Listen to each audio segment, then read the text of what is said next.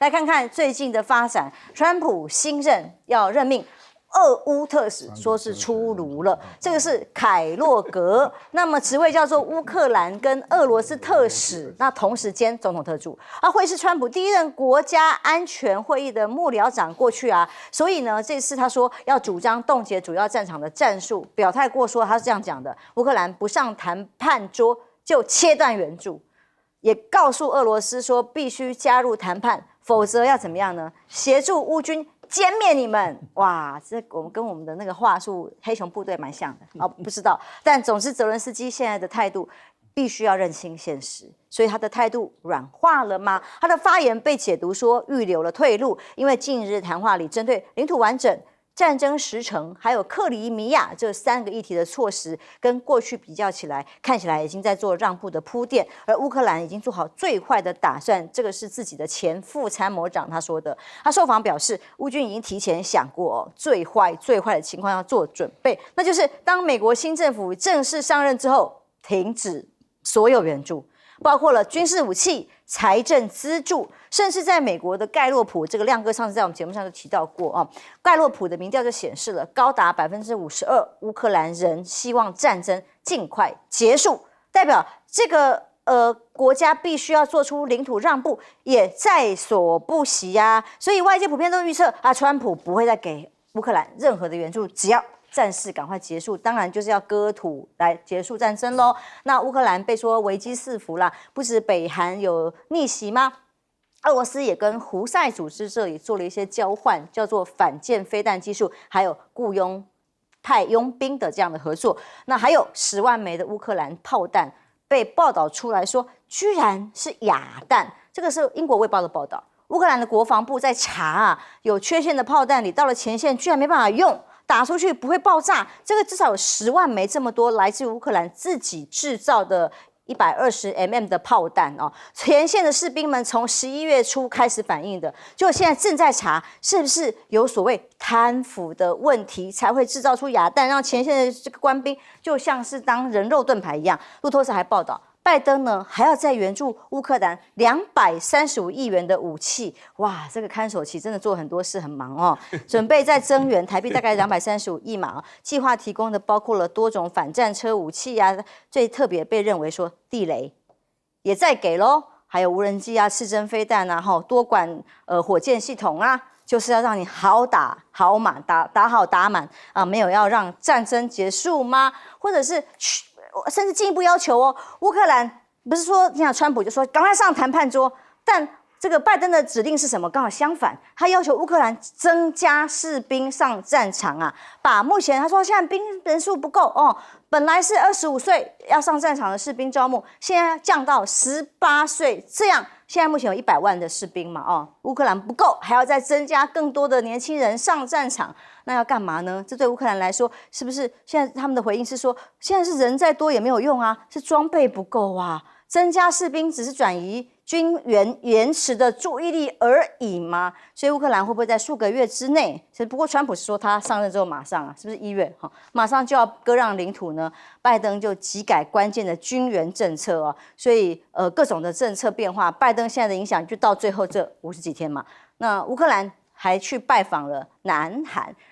俗话说，敌人的敌人就是朋友嘛，所以乌克兰国防部长特别率团去访问南韩，见尹锡悦，要干嘛呢？请求协助。那尹锡悦特别接见还有回应说，为了要应对俄朝合作引发的安全威胁，所以南韩愿意跟乌克兰寻找，他回答的也算保守，寻找有效的解决方案，但他没有承诺说要帮忙给多少军援他只是被寻求，有没有答应呢？没有答应，因为他的南韩的民调在南韩这里的盖洛普调查时，10月份大多数南韩人都不赞成，就是不都把这个北韩就是朝鲜跟莫斯科之间的这个军事合作当成威胁，但是高达82%的民众反对提供基辅，就是乌克兰这里武器或者任何的军事援助所以其实是很清楚的民意。亮哥，现在的乌克兰处境艰难。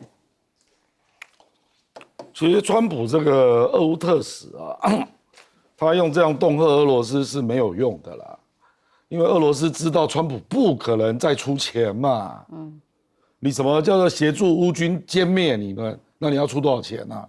你知道拜登出了多少钱了吗？拜登援助乌克兰的钱，军火加上经济加起来可能有将近2000亿耶。美元吗？是啊，2000亿美元啊，欧洲也有将近2000亿耶。你川普要出多少钱？这个根本就纸老虎嘛，讲这谁理你啊？所以我跟你讲啦，你要让俄罗斯愿意接受停火的谈判，你一定要答应他的条件啊。你取消经济制裁啊，你承诺乌克兰不能加入北约啊，你不答应这种东西，你要威胁俄罗斯根本就做梦嘛，不然你美军自己进来啊，对不对？所以我觉得讲这种根本就是没有底气的话，因为人家知道你不会这样做嘛。那另外拜登也是啊。事实上，你如果那个援助的武器如果已经包括地雷了哈，就表示你已经是防守方了啦。地雷就是要防守用的嘛，而且已经没招了，所以只能够用地雷。地雷就是最不负责任的武器嘛，就我让你的前进迟缓，受到了阻碍，杀到谁也不知道。那这个意思是什么？意思就是你撑到1月20号就好了啦，因为拜登就要走人啦。所以拜登现在只 care 什么？你不要1月20号都撑不到啊，那之后才是川普的局嘛。他已经撑完美国大选了耶。没有办法啊，好苦啊因为你1月20号之前，以目前的状况，我跟你讲啦，只是俄罗斯还没有用杀招啦。俄罗斯真正的杀招是去破坏你从波兰拉电过来的输配电系统。你乌克兰接下来12月你怎么办？因为这个就太不人道了嘛，不然你怎么办？乌克兰现在有1/3的电厂被摧毁，他现在是用波兰还有核电厂在发电呢。那核电厂你不能炸啊，可是波兰那个输配电它可以炸啊。那如果俄罗斯出狠招你怎么办？所以我觉得啊，我坦白讲，我看西方的媒体在谈俄乌战争哦，我就觉得他们都在打假的啦。就只是在拖到1月20号。川普上台啊，赶快谈啦，赶快结束啦，就这样了啊。可是我觉得非常悲哀是，蔡英文到底知不知道这个状况？他竟然到加拿大去诉求我们支持乌克兰要胜利。我们还要外交部设在办公室。我跟你讲，我已经2个月没有看到欧美的媒体在讨论乌克兰胜利了。结果蔡英文在加拿大主张要支持乌克兰胜利。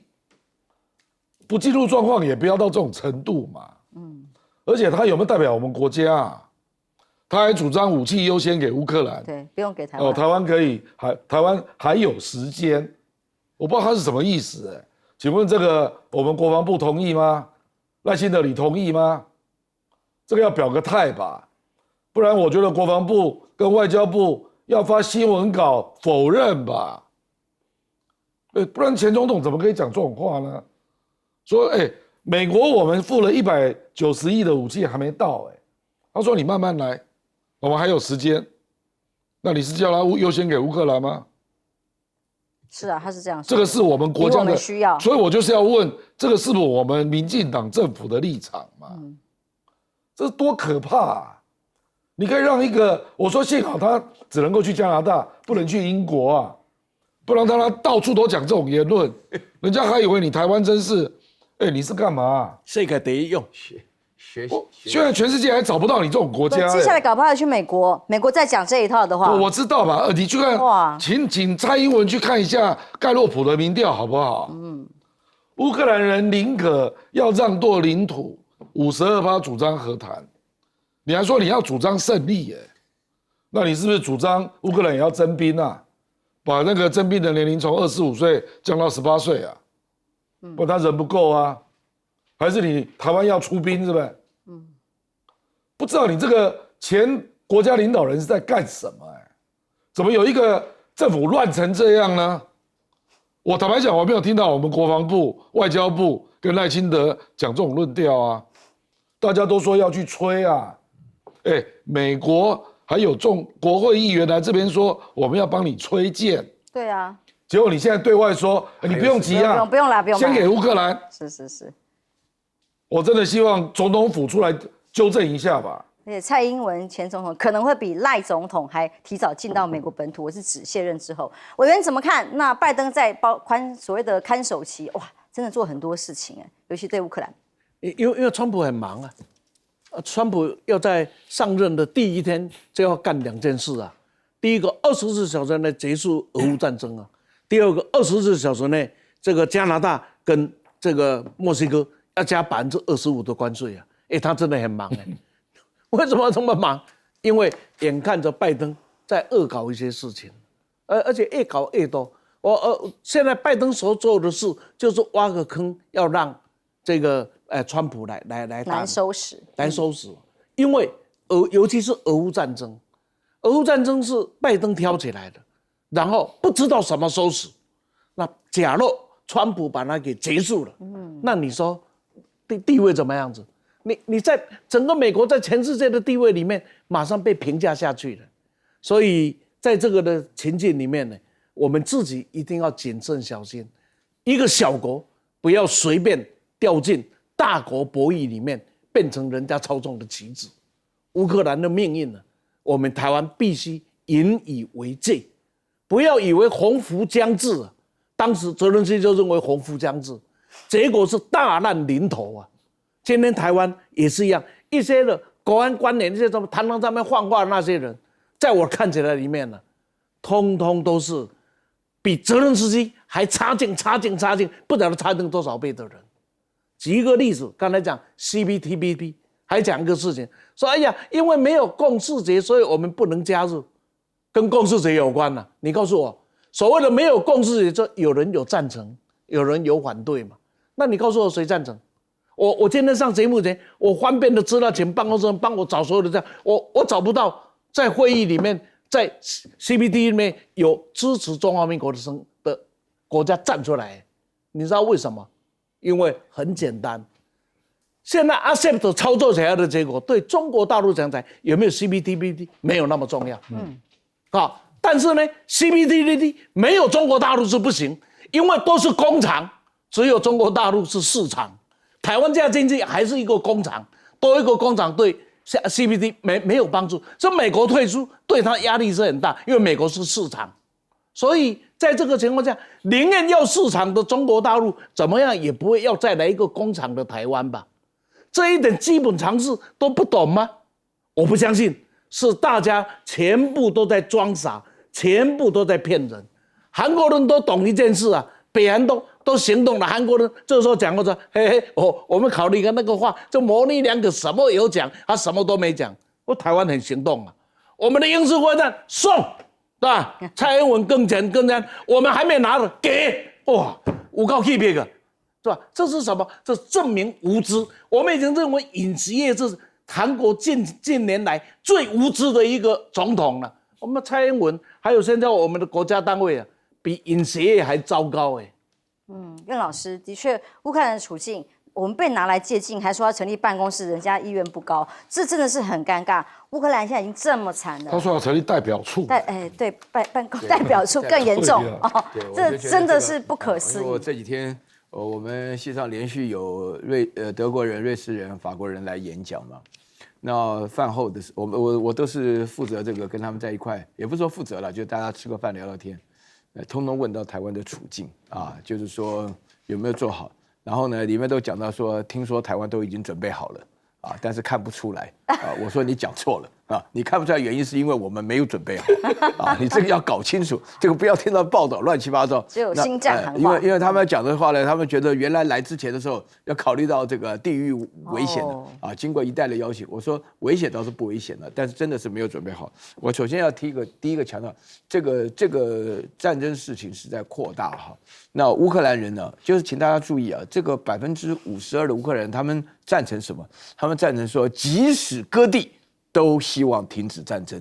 我觉得大家听这个消息的时候，心里要有一点悲天悯人的情怀啊。当然，就是说，当你这个国家发生战争的时候，请大家稍微注意啊。如果这个战争发生在台湾，发生在大安区的时候，房子打平的时候，没有一个人笑得出来的，没有笑。只有的话呢，脚底抹油的人跑到美国去可能会笑，也可能会笑不出来啊，这个是一个非常严重现象。然后第二个的话呢，就是我觉得呢，整个世界的局势，俄罗斯跟胡塞之间要佣兵要到俄罗斯打仗，我觉得这个等于是把中东跟俄乌之间的冲突又连在一起了啊。那么这个的话呢，是非常非常不好的消息，就是说所有的跟以色列对抗的人的话都要支持俄罗斯，这代表什么？这代表美国的基本立场有问题啊，对不对？因为大家都做这种选择。然后这个第三个消息，我必须要强调一下，那个韩国啊，那个比例高的简直是不像话，82啊，就是反对你在干什么啊？乌克兰的国务长跑到，其实听到乌克兰的国防部长跑到南海，我还蛮高兴的。他来到台湾，我真的吓死了啊！他跑了啊，因为现在实际上的话，局势非常明显，美国人不可能再支持乌克兰，不可能拿钱拿装备什么的，这是川普上台的理由，怎么可能会改变？所以我觉得有一点真的难过，很替乌克兰难过啊！当然也会感觉到整个世界的局势那么乱，我更替台湾人难过。其实多少人命的丧生在其中。川普上任就要做很多事呢，除了这个24小时刚刚讲的要停止各种战争，还有内部关税要对外面开始加征，还有要赶走移民，非法的移民。这个消息是美国的丹佛市市长他誓言，他站出来说，我一定要保护在他的市内辖下的无证移民，因为他们认为也是他市民的一部分。那他甚至说，我准备为此去坐牢政策跟你们联邦政府不一样。结果这个即将准官员了边境沙皇受访就直接说好。强势愿意去坐牢，我就把他送去坐牢吧，已经准备好了。所以光是州跟地方还有跟中央的这个冲突，已经是山雨欲来哦。而川普扬言要动军队去遣返移民这件事情，引起了美国的拉丁裔的教会领袖都在担心，因为人心惶惶啊，已经造成拉丁裔这个牧师都说，除了遣返之外，美国的移民政策需要提出更具人性的改革啊。整个系统里面，只要是移民呢，大家都不知道该怎么办，明天会如何？而川普被说是眼中钉吗？他眼中钉是谁呢？马斯克在社群媒体的平台里面发文，删除CFPB 消费者金融保护局，因为他们说真的要删的也真的很多，在马斯克的规划里头，这个金融保护局呢是用来保护监管2008年这个当时不是金融大危机跟海啸嘛，所有的消费金融产品加以管制。那现在其实明明只有国会有权可以废除这个机构哦，当时是为了避免再一次发生美国的大灾难而设置的。现在说要删就要删吗？还有马斯克会跟共和党的议员见面之后要大幅的讨论各种的删减的政府开支，议员们会听他的意见，会照办吗？但还是个问号。但是美国晶片补贴生变这件事情影响台湾就非常的剧烈了，甚至整个相关的 AI 类股这两天都受到了重大的震荡。那么其中这一位呢，这个效率部的拉马斯瓦米就公开贴文说，政府效率部计划检视所有根据晶片法发出的每一笔合约哦，这么给的补助啊，拜登给的提供欢迎台积电，我们也双手把我们的护国神山送过去啦。那现在说可能会加以严格的审查，不给了是浪费了，或者是通膨削减法，全部政策重来。那川普这种大刀来挥，这个先挥的，除了中国大陆之外，还挥到自己的小老弟耶，加拿大也要被砍关税，也要做大刀来加征关税耶。那加拿大目前是美国36州最大的出口的地方，每天拿将近36亿加币的跨境商品，美国60%的能源都来自加拿大，大概85%的美国电力是来自于加拿大，也是美国最大的钢铁啊、铝啊、铀啊国外的供应商，全部都变成加征25%的话会怎么样？加拿大已经回应了，扬言会采取报复性的关税。那这么高的依赖度也报复的话，那会是什么局面？川普被说可能因此自食恶果，墨西哥也一样，警告我也要报复光想一想，美国88%的像这样的皮卡车因为地方大嘛，一定要有这样的大车子在墨西哥生产，所以呢，到时候一旦关税这样上涨，至少每一台都要涨$3000以上。那尤其这些使用者都是农村地区川普的支持者，影响会是什么？不止如此啦，还有太多墨西哥要进口的商品。那越南被说可能也会被关税大棒一起打到吗？为什么呢？上一次在美中对战，川普第一任的任内的时候呢，获利者是谁？越南。美中对抗，很多厂啊，或者是输出啊、进口、出口都移到了越南。结果呢，这一次已经被隐约的暗示说，恐怕接下来就是越南也要被关税来痛击啦。越南赶快外交部副部长出来说，越南会向美国购买更多的飞机，来促进跟美国的贸易和谐。台湾好像我们是说我们要买很多武器啊、清单啊，多少钱都列出来，先投降输一半啊。然后可是呢，川普这些期限施压，你像这样的示好有没有用？不知道。那现在在《华尔街日报》的分析里面是认为，他的期限施压是向加拿大、墨西哥、中国吹响号角，也要象征的是拜登时代过去了。所谓的拉拢盟友搭帮结派没有了，他现在要胁迫手段，强硬的来对盟友们施压了。川普开征新关税，零售商、制造商都是毁灭性的影响，大家都吓坏了，消费者可能失去780亿美元的购买力。那美中的对抗呢？卢比欧直接对华立场很清楚，他说要关注中国制造2025，9月份的报告还说呼吁美国不要轻敌，接下来的影响很大，因为中国大陆在4个领域都已经达到世界第一，电动车啊、能源啊、高速铁路啊、造船啊、航天啊、生物科技啊，所以是最重要的对手。现在要怎么对战？对于川普来讲，说告诉大家，这个是必须要面对的问题。也传出来，拜登看守政府下周一还要继更多的措施，限制中国大陆的 AI 发展。最后50几天了，拜登做的事真的很多亮哥，先来看看这些关税啦或者移民政策产生的冲击。我这移民政策，川普的联邦政府跟州政府对抗，还有很多地方啦，有加州啦、纽约州啦，对不对？那到时候会不会有这个联邦警察或者国民兵跟州警的冲突啊？这个真的很难料了，不知道。大乱，大乱啊！这 Denver 只是一个 city 啊，那有的是州对不对啊？我认为，川普如果连那个美加墨自由贸易区这个是条约，他都可以说翻就翻，他已经翻过一次了，无法无天，等于是无法无天的啦。我跟你讲我们台湾意外变成受害者，因为当初我们就是一大堆台商，尤其是做伺服器的，从大陆迁出来，然后大部分都去墨西哥，那这里面最大的就是那个鸿海跟微影，微影是伟创的兄弟公司那美国的伺服器有64%来自墨西哥，几乎都是台湾去投资的那所以最近3天股票我们是大跌将近600点嘛，外资大逃杀，就莫名其妙来了一个25%，这个等于是推翻了拜登的有岸外包政策。对，这个对，你就是叫大家离开中国大陆到友好的国家投资，我们台湾就是最乖的听话啦。蔡英文都听美国的话结果就去墨西哥、去越南、去泰国、去印度，现在搞不好全中。我跟你讲，中国大陆是第一大贸易顺差，没错大概2800亿美元墨西哥1600亿，第二个越南1100亿。那你要知道，这2个国家 GDP 都不大它的贸易顺差大概占它的 GDP 将近1/4你这样搞它，我看这2个国家经济怎么办？怎么办所以我跟你讲这个川普这样拿刀乱砍结果这个中国大陆加10%，那这2个国家加25%。所以你搞半天，中国大陆加10%，19.3加10也29.3你那个墨西哥跟加拿大一加就25当他的朋友跟敌人是差不多的。是不就是这个意思吗？对。所以而且我跟你讲他有很多政策未来一定会出大问题的啦。比如说他说要来删预算美国的预算很多都是有立法的啦，所以你要修法，不然你以为马斯克删一个组织就删掉？这么简单的？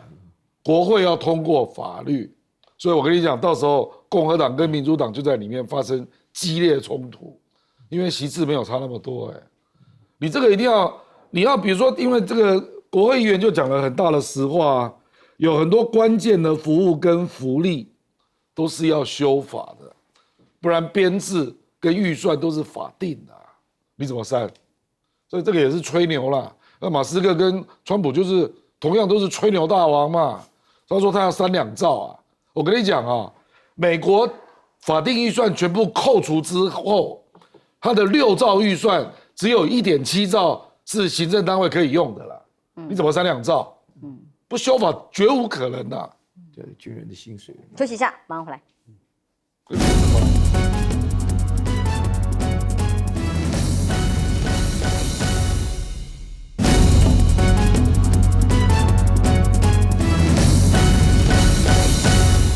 川普2.0，不管关税、移民都是大问题，而台湾出去的护国神山双手奉上了美国，现在更是直接整个接下来建厂啦、补助都有困难。我觉得哈，这里头真正的问题啊，就是在于说是川普的无法无天就无所谓啊，他底下用的人通通无法无天的啊，那这个不得了啊！为什么呢？因为这个世界是要有个秩序。什么叫秩序？秩序能够运作的原因就是稳定啊。你比如说台湾的话，大家都知道，台积电的话呢，跑到美国那个亚利桑那州设厂的时候，是指望着他那个有补助啊，当时是鼓励大家去的啊。那时候的话呢，我自己就有认得公司跑去了，这样。不是说胁迫啦，因为反正他们自己也都是认为自己是美国人嘛。我说句良心话，这个跟着台积电跑到美国的，已经生了200多个 baby 啦，对不对？大家心里都有自己的盘算嘛。但是其中最大的就是补助吧，你那个叫什么拉马斯瓦米的，说不给就不给，你可以这样干嘛？然后那个川普的话呢，这更好笑了。那个有关于关税的问题的话呢，事前讲对中国60%，所以一定要搞清楚。川普那天讲的话是对中国10%，那反而对自己的自由贸易区的加拿大跟墨西哥的25%，他们一听都愣住了，因为你说反悔就反悔，因为你强者反悔，就是说。我说句良心话啊，孟子说过啊，大以事小要以仁呐，小以事大要以智啊。我们现在台湾是非常不智啊，但是大陆就是美国对于其他的国家的话，它非常不仁啊，就是说了乱搞的。那我现在你把世界局势搞成这个样子的话呢，我必须强调，我首先呢，我那个欧洲的人会觉得说，如果美国这样子搞法的话，咱不要跟美国合作了啊，就是再苦的情况下也比没有秩序好。而实际上的话呢，就是说对欧洲人来讲的话呢，他们跟拜登合作就已经很勉强了，就是弄到现在的话呢，自己其实完全没有好过。那你现在的话来搞这样的情况，那加拿大本身来讲的话啊，或墨西哥来讲，他们这种情况下，我觉得这个实在是讲起来，你不能够干这种无法无天的事情。基本上你违背了 WTO 啊 ，WTO 是美国在发起的，我记得非常清楚啊。你当初的话呢，整个这个像现在川普要进一步要什么取消最惠国待遇啦，要什么的，那美国人做事情非常傲慢的。他从来没有想过，你久而久之，你丧失了这个世界秩序以后，你自己要怎么样重新恢复这个秩序啊？人家开始的话呢，你对美国说变就变啊，然后呢，你自己强调这种立场啊，他底下的所有连卢比欧都讲说是要注意中国制造2025。其实我觉得中国真的很难过，难道中国人就没有过好日子的权利吗？大家要好好想一想，人家努力的发展的话呢，就是要摆脱你这个威胁嘛。你说我们台湾这边的话，在美国威胁之下赚了一点小钱，我们真的高兴吗？啊，我们真的高兴。今天这种情况，那你觉得你会高兴吗？这个关税要砍的刀，可能台湾也会是其中一个。不是，你刚刚不是讲得很清楚吗？你所有听他话的，统统倒霉了。伺服器最明显，朋友跟敌人都一样，而且我们要排名第5。休息一下，马上回来。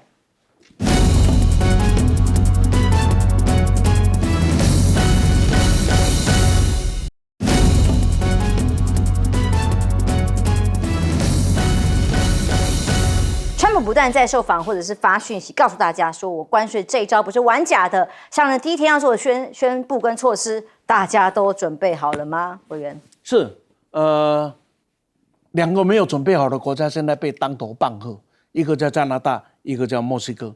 那有一个准备好的国家叫中国，现在是等着你来，你挡你的，我挡我的，我们就看这一仗怎么打，这大概这样的情况。那加拿大又不一样，加拿大第一个赶快去跪着去求了2个钟头，我看求的不出所以然，所以回去就开跟这个特别内阁会议啊，要来迎战。就翻脸了，知道吗？但是能赢多少？他导出墨西哥这个女总统啊，先把抹，但还蛮有价值的，就发表对川普的这个公开信呢。这个公开信里面，他讲得很明，你增加了关税跟你的移民的解决没有等号。你不要说我们这边都是提供毒品，这个搞的非法移民，不要忘了，所有的毒品是你们美国在买的，你们美国导致把枪支不断的污染了我这个国家。点点哦，至少在中南美洲，他这勇敢的用白纸黑字这样公开的呛啊，这个声音绝对就一句话吧，是说一只燕子不会带来春天，春天一定是燕子带来的，这是一个带来拉丁美洲啊、中南美洲对美国的这个呛腔的声音会慢慢的出来。为什么？因为出现一个很有趣的对比，请各位把它想一想。这个呢，现在强调全球自由贸易的是中国，现在强调小燕高墙、高燕大墙的是美国。好讽刺。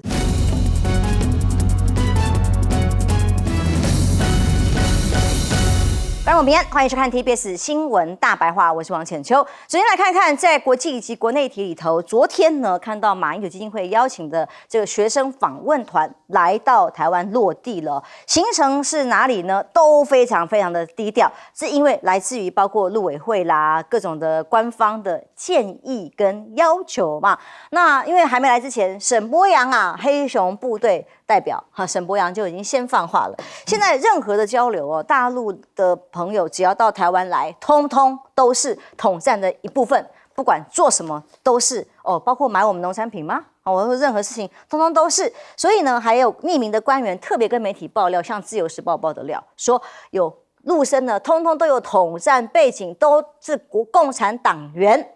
那大家就问啊，那如果都不行，有国安疑虑，为什么放准他来呢？去问陆委会啊，陆委会说哦，没有国安疑虑啦，所以才放行啊，不然呢，你为什么不就违背职务了吗？那陆委会是打脸沈伯洋吗？还要马上改口吗？那经过陆委会的说法是说，近期大陆来台交流的范畴，包括体育啦、教育啊、宗教，都是精心挑选的背景跟人士。但这一次呢，这个马龙来其实行程低调到不行，我其实自己很纳闷，说去中山女高看建筑吗？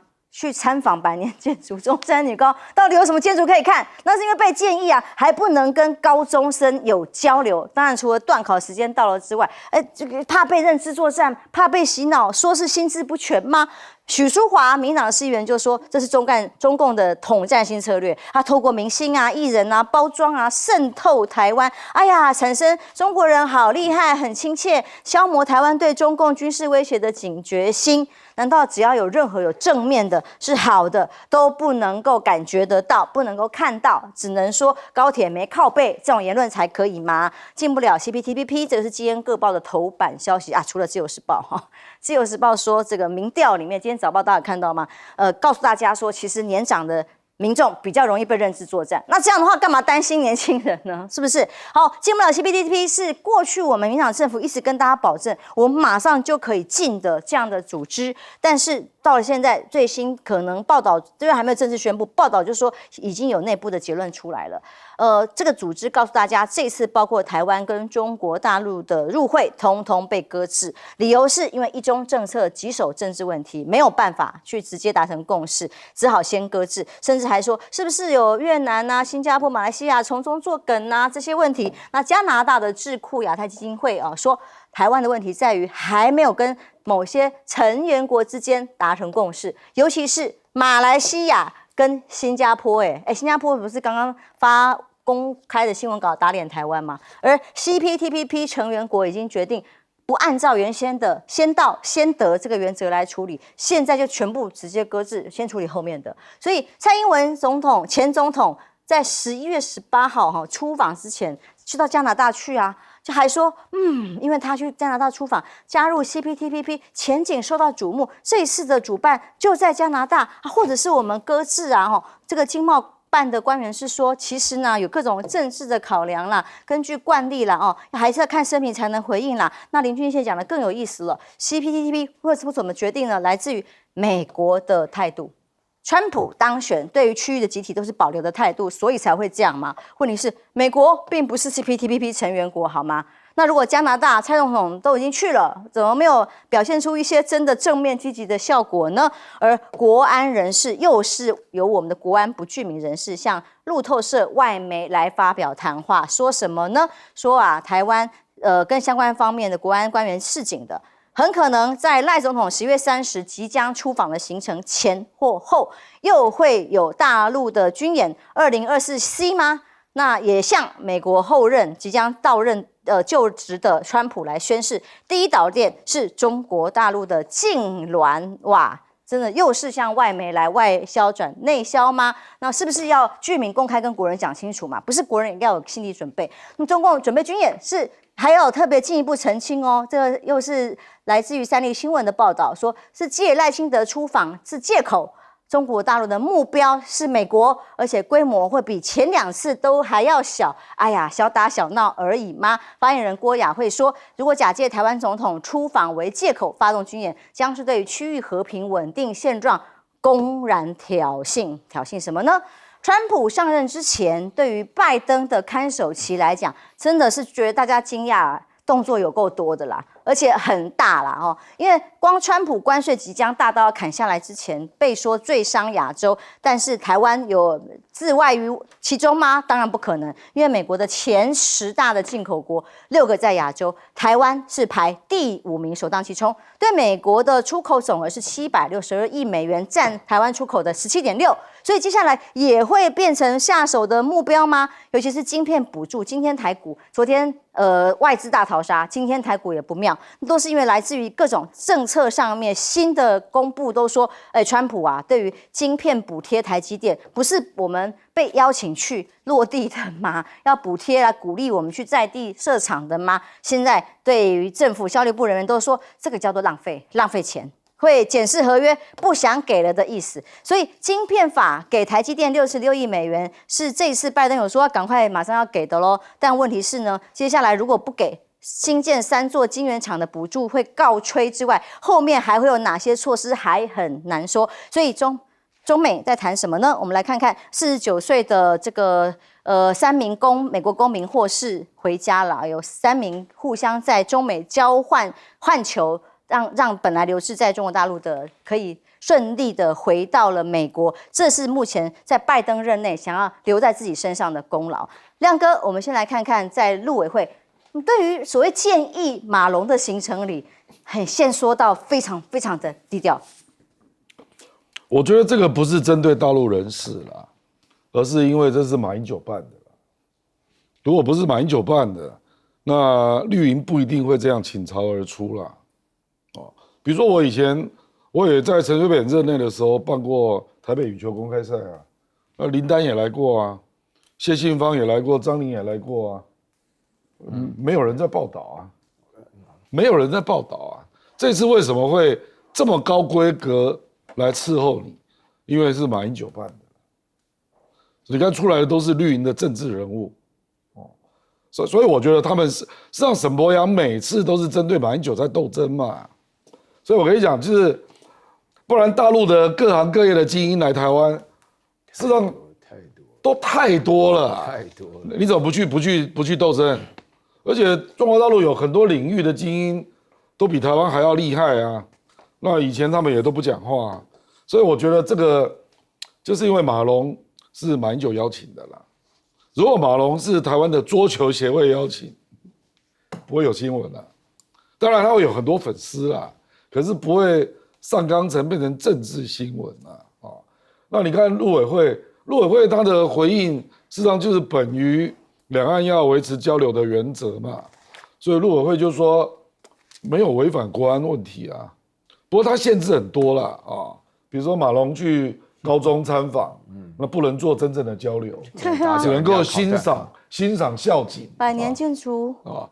那不，这个一定是受到压力啦，是所以就不准嘛，就是这样。可是我是觉得这个议题会被放大，就是因为它是马英九办的啦，不然我坦白说，两岸的交流多嘞，来过的名人也蛮多的啊，就没有受到这种规格的这种政治伺候啊。所以我是觉得胡歌也被关紧闭啊，还有一些后来台办来参访的，只有限制行程，不能够到外面去，都有的。这个我知道了，这个陆委会就是这样规定啊。这个本来就是既有的规定，以前没有的，是近半年特别的。蔡英文任内也不一定有，就是赖清德之后就是一直越来越严重，对，越来越严重啊。那这个其实民进党有一些人就水平很低哦，实在很难回应啊。CPTPP 跟美国屁事啊！你如果说中国加入 CPTPP，美国有影响，这个我同意啊，因为它可以去影响墨西哥跟加拿大啊。可是台湾加入 CPP， 美国挺你也没用啊，里面还有越南马来西亚、秘鲁啊、智利，他们都会同意吗？他们是美国人影响的吗？所以这个就是没有水平的人嘛。我看你不要选台南市长啦，让陈亭妃选吧啊。那不懂就不要乱讲嘛。美国确实可以影响中国可不可以参加啊？因为他必须共视觉嘛，他共视觉嘛啊。那至于这个国安人士又再度透过路透社去提前放风，说会有联合利剑 C 啊。那坦白讲，其实他的判断我是同意的啦，就是赖清德如果不去夏威夷，那大概没事了。他如果只去南太那3个国家，那算什么嘛？帛琉、马绍尔群岛跟图瓦鲁，那个根本就无所谓了。主要就是去夏威夷。那为什么去夏威夷，中国大陆会不高兴？因为习近平才刚跟拜登开完会，在那个 APEC， 而且跟你讲4道红线，第1道红线就叫台湾。那后面又讲到赖清德台独当局对台湾问题要慎之又慎，你拜登就立刻表示我根本不甩你啊。所以是因为这个部分引起中国大陆的反弹这个部分分析我是同意的啦可是就是说，你就再一次让中国大陆有机会再来你这边弄个军演嘛。事实上，这个军演坦白讲不是要影响老百姓会感到什么有感啊，不是啦，人家是真正在做军事的一个练习啊，那可以靠你那么近，所以我跟你讲啊，这个不是小跟大的问题啦，而是他会用新招，让那个没有参与过对台作战的人，大家都来熟悉一下。那这次会有什么项目，我们就不知道了不过到目前为止还没有公告，所以也不能一口咬定可是因为赖清德11月30号才出发嘛，所以可能那个时候我们就会知道了。显然这是打预防针的概念了我们先问嘛，那如果说好啦，我们国安人士跟外媒讲说马上会演习因为我们总统要出访，然后那我们能做什么？我们只是叫大家别惊没代志，规模很小，就这样吗？不管规模小不小，我们是什么都不能做，什么也做不来我们最多只能跟在后面，然后最后说我把它驱离了，就是这样而已。这个演习我还是在此借这个机会向全国人民好好的提醒一下，不要骗自己，也不要听民党这样讲没什么代志啦，那2天围完了就回家了没有事嘛，那也不伤一兵一卒，也没花弹，也没干什么，黑天哈的也没代志。别忘了，它是全世界唯一以目标地为演习地来进行演习，因此历次的演习里面，他会收集演习当中的成败检讨，建立了他将来化演为战的参数。换言之，他没有打你以前，他已经把你摸得一清二楚，哪里应该怎么样子，哪里应该不要微调。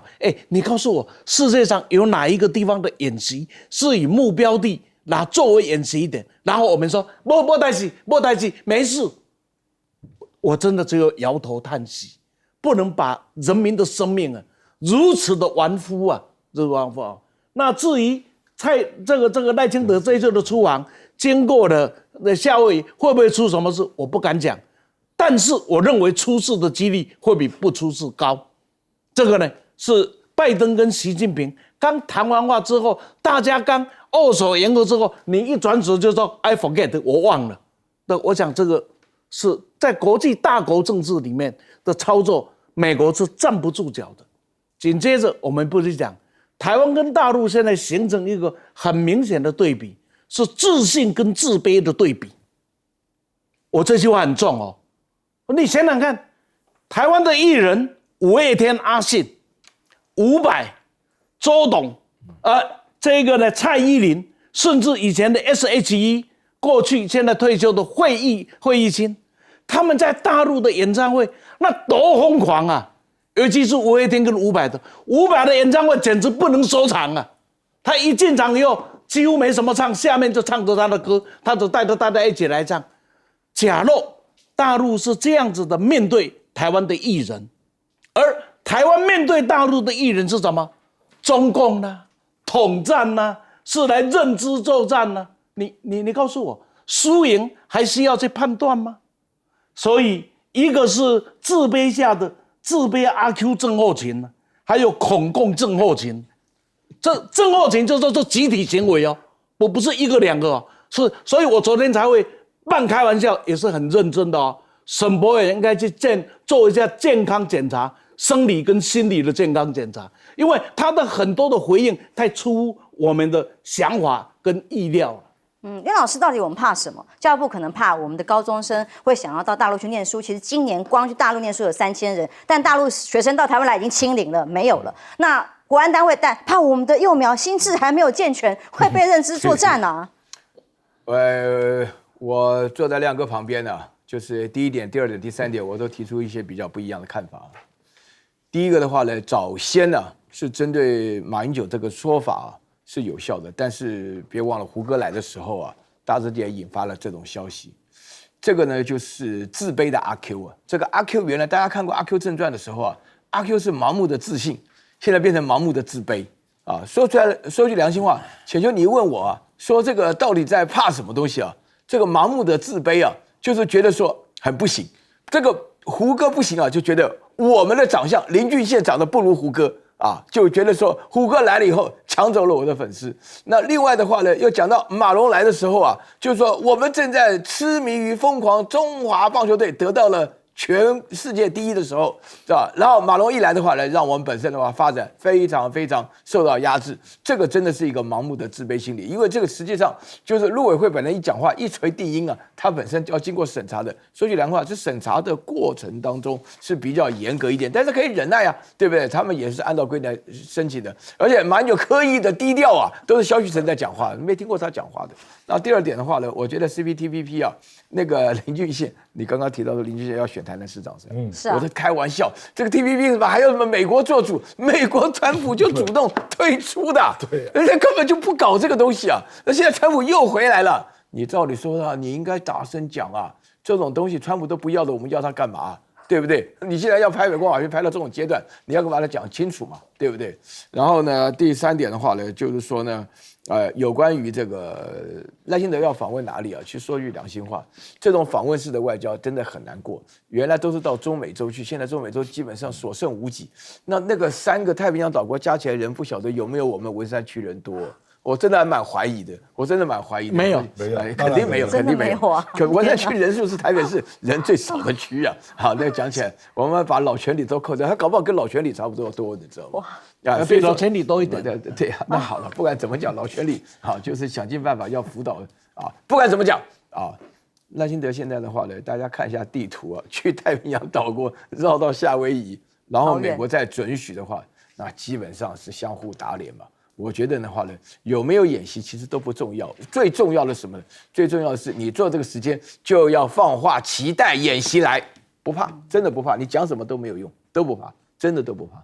蔡英文前总统就是在出访嘛，之前他就一直讲，包括在论坛上讲乌克兰拿来跟台湾比较啊，乌克兰更需要武器，可是乌克兰处境是什么？台湾会是下一个像类似的命运吗？